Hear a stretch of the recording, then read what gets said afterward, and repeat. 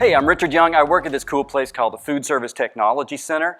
We're celebrating our 35th anniversary of studying all the ways that commercial food service uses energy and water, and I've been there 34 years. I'm also a parent of 4 kids, all of whom went through public schools, Oakland Unified School District, hooray, and then CSU's, Cal Poly SLO, and UCLA, UC Berkeley.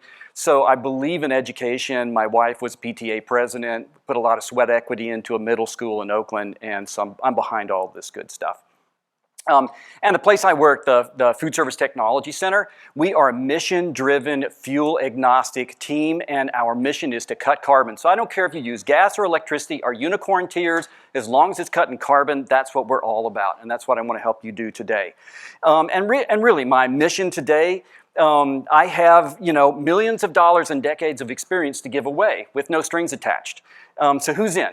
Okay, and I say that because I'm not a vendor, I don't sell anything, I work in a publicly funded research facility, and I'm on the education and outreach side of that. My time today is being paid for by California energy efficiency dollars. So ask me anything, I'm happy to tell you stuff, and I've got some good information for you. How many people in the room have some kind of energy efficiency, carbon reduction, water saving, or kitchen decarbonization goals? Some of you guys out there, a few of you do? Okay, if you're not raising your hand now, you will be soon, okay? It's coming. So I'm going to try to give you some information that's going to help you with this. And even if you don't have these goals, the things I'm going to talk about will help you improve your kitchens, your school food service. We're all about the commercial kitchen side of this thing. We're all about those mystical rooms in the backs of your buildings that actually are the most energy-intensive spaces in your facility. And interestingly enough, you've broken my heart as a group here today because nobody's mentioned commercial kitchens and all the stuff you've talked about, right? So, but you're feeding 50 million students, so you obviously have a lot of kitchen equipment. And guess what? A lot of it is really outdated, and a lot of it is really energy guzzling. There's a huge potential to cut your operating cost and create better kitchens for the students and also better working conditions for all your food service staff. So we've been talking about drivers of change. These are things we've actually talked about this morning. Some of the big drivers in your world: expanded meal service and scratch cooking, okay? And particularly in California, now all students are going to get meals.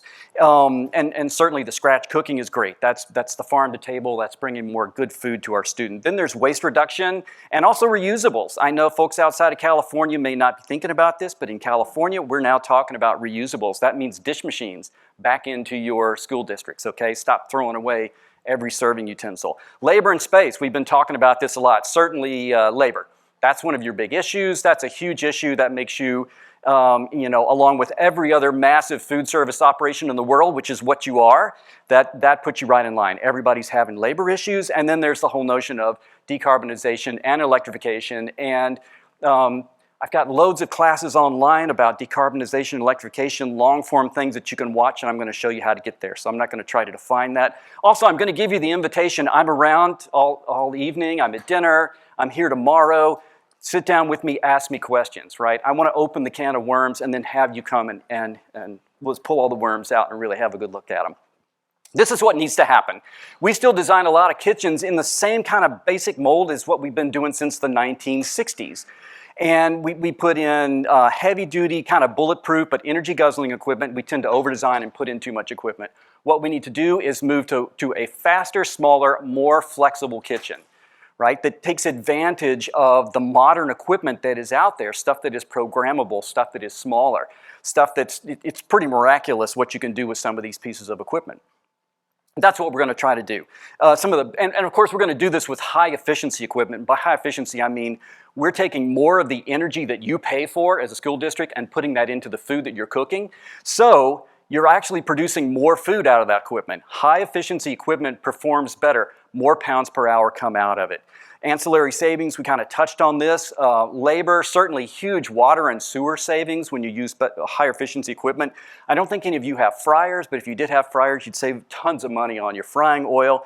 And then, of course, food waste, right? Food waste is a huge thing, and we throw a lot of it. We call this like the pre-consumer waste that gets thrown out in the kitchen because of equipment that doesn't work, stuff that gets burned. So better controllable and performing equipment solves a lot of these issues. Longer life is another one. High efficiency equipment tends to be better built equipment. You tend to get more life out of it. It's more repairable. And then the final thing is we have kitchen staff. We're wondering, why don't people want to work in our kitchens? It's because we're throwing human beings into a hot and miserable environment. Wouldn't it be nice to put them in a little nicer environment? So high efficiency equipment and good design solves that problem as well. And by the way, once again, those of you outside of California, I'm giving you the heads up right now, California is about to have a Cal-OSHA heat illness regulation that will not allow us to throw humans into 100-degree kitchens. Okay? You will have to, by law, make that kitchen more comfortable. So be thinking ahead right now. These are all the things that you're going to have to deal with.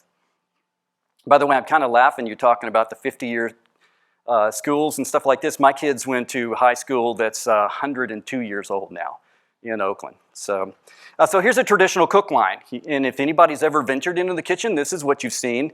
Regular gas range, a griddle, some convection ovens. This is kind of the standard, right? It does the job, but it is energy guzzling, and it's not terribly flexible.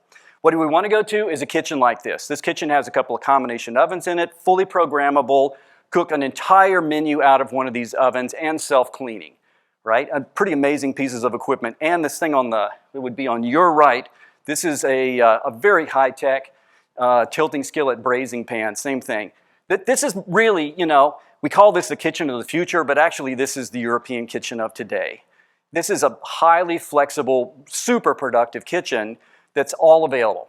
And we're working with a school district up in Northern California. This is actually a kitchen from one of the school districts we're working with. We're working with another one right now near our office that is doing the same thing.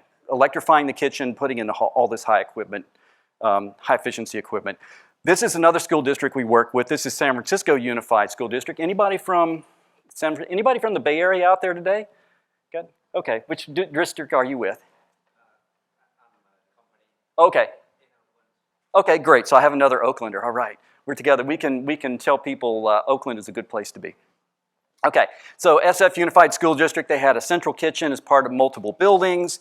They came back, worked with us. They put in these steam-jacketed kettles. They got a really big roll-in combination oven that really allowed them to expand their menu. So and then they have a blast chiller, this thing that would, once again, be on the right of the screen here. The blast chiller is basically a freezer on steroids.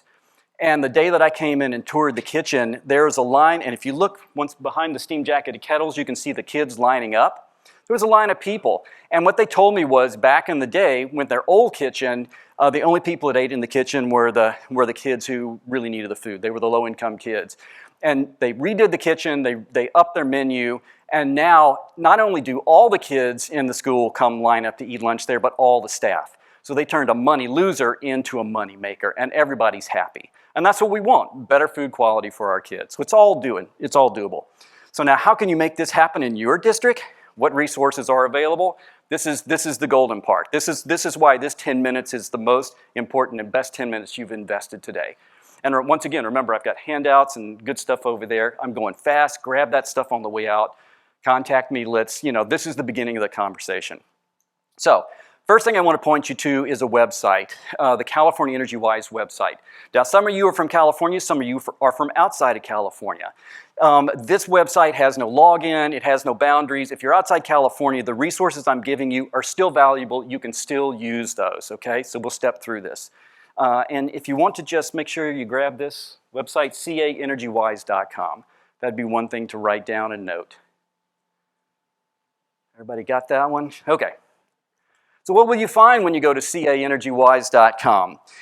If you're in California, we can actually send people out to your school district to do energy site audits, which is pretty amazing. We have experts that go out, walk through the building, and give you information. So if you're in California, contact us, we'll do that. That's a good way to assess right off the bat what you can do with your equipment, the state of your kitchen. We're not energy police, we just give you information. It's a really great no-cost resource for California school districts. If you're outside California, this second one applies to you as well as everybody in California. We have some really great design guides on kitchen ventilation, on hot water generation, on equipment maintenance, PDF downloadable. Once again, decades of experience, millions of dollars of research, all free to you. Please take that and use it. Use it everywhere. Make the world a better place. Seminars, another thing. We put all of our seminars, we do regular seminars between the three big utilities in California. We put all of our seminars up online on this website. You can stream them after the fact. You can watch them on the day of. I was telling my new buddy Mike over here that last week we did one on dedicated outdoor air systems, which is something that everybody should know about in schools. That's what you need in your schools for COVID and for better air handling. You can go stream that. I taught that last Thursday at SoCal Gas, all right? It's no cost. Get the handouts, take advantage of that.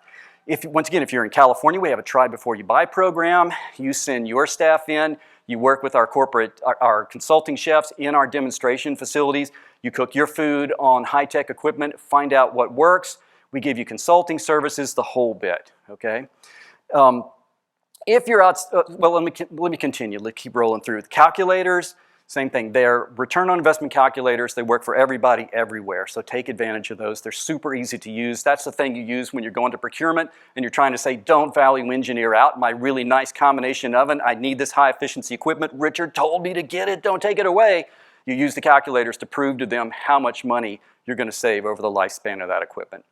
And then the rebates. That's the final thing. Rebates are the way, so I'm an engineer. I've done everything in the joint, but ultimately I've become the outreach person because I'm good at getting up and jabbering. And so really what we use the rebates for is education. I'm all about education, behavior change. How do I get people to start paying attention to the kitchens? How do I get them to start purchasing better equipment and getting those benefits? Well, rebates, that call to action. Okay, that's an incentive. The rebate program in California, we call it California Food Service Instant Rebates, but this Instant Rebates logo, this is a program that's in other states as well, and I'm going to show you that map in a second here. So you can take advantage of that. If we have our way, Instant Rebates will be in every state in the United States. But we have to do this. We're taking over the world utility by utility. So if you're in a place where you don't have the rebates, call up the utility and say, hey, I want to buy better equipment. Can we get one of these rebate programs going? Slowly but surely, everybody's joining up. The beauty of the instant rebates, the reason that we're excited about this and that they work so well is that they are midstream rebates. It means that when you buy the piece of equipment, there's a discount right on the invoice. So you just find a participating dealer, and school districts are buying a lot of equipment. I was at the California School Nutrition Association conference a couple of weeks ago, buying a lot of stuff. A lot of this is because the kitchens are old, everything's aging out, everything's way beyond its fail-by date. So you find a participating dealer, you purchase a qualifying product, which means that it's energy efficient. We have a long list, thousands of pieces of equipment on this list, and you receive that instant rebate. And the beauty of this for schools is that typically when schools would get a rebate, you'd have to fill out the form, the money, and nobody wants to do that who's got time. And then you fill out the form, and then the rebate check comes back and it goes to some kind of general service fund, and it never makes it back to the food service operations, so why the hell would they want to do it? I wouldn't want to do that. Right? But with the instant rebates, what happens is the piece of equipment just costs less right up on the front end. So the money is now benefiting the food service side, and it's a way to counterbalance that notion of value engineering. I can now get my better equipment, and the utilities are paying that down. Okay? So here's the where you find the qualifying products list. It's an Excel spreadsheet. If you're outside of California and there's no rebates, this is still your sheet. This is your shopping list. Okay? Decades of experience, millions of dollars of research, thousands of pieces of equipment that have been tested in our lab are on this sheet. Is the EPA person still in the room by any chance? The EPA has an Energy Star program, all the Energy Star equipment tested in our lab. Okay, we created the Energy Star for food service with the EPA. So that's where we're at. And the dollars are good. So you buy, like San Francisco Unified School District bought that great big tall combination oven. That's a $4,000 rebate. Your typical convection ovens, and it's gas and it's electric. Once again, a high efficiency gas oven will cut your carbon in half right now today and pay for itself. Okay, so once again, I'm all about cutting carbon. If you've got an existing building with gas lines and you can't put the electric oven in, go buy the high efficiency gas oven, cut your carbon in half, and let the piece of equipment pay for it. It's a win-win situation. So let's see, what's the convection oven? $700 per cavity. Okay, that's a lot of money for a piece of equipment. These are not, tiny rebates. They are, they're meant to change behavior. So take advantage of these things. And Karen, I actually lied. We do have a program in Michigan. So it's California, Nevada, Washington, Michigan, Indiana, North Carolina, South Carolina, New York, Massachusetts, Rhode Island, New Hampshire. We've got a pilot running in Illinois that's about to turn into a full-size program. There's also a small program in Pennsylvania. So it's growing bit by bit. And then for people that are not in one of these states, there still may be utility programs. We're actually working with utilities in Texas. And I talked to somebody earlier about a program up in Oregon. There are utility programs in Oregon. It may not be the instant rebate, but there are rebate dollars. Talk to your utilities. Find out about this stuff. Get the money, okay? Use this money for your school districts. And once again, it's totally simple. And the point of this slide is that it's got the contact information on it. So our partner, the people who actually run the implementation, it's a company called Energy Solutions, and they have people dying to talk to you. You have a question, you're in your school district, you want to know, is there a rebate program here? Do I qualify? I want to buy something. Does that piece qualify? There are people there waiting to answer your email, waiting to answer the phone. They want to talk to you. You're not going to sit on a wait line. We really want to give you these rebate dollars. We want to change behavior, and in most cases, it's your money anyway, right? In California, all the energy efficiency dollars come from the California customers. It's your dollars. We're just trying to give it back to you. All right, I'm pretty dang close. So, not bang on it, but pretty close. Anyhow, my contact information. Thank you. Let's go take the break, grab me a dinner, grab me tonight, let's talk, and let's make this thing happen. And I thank you very much.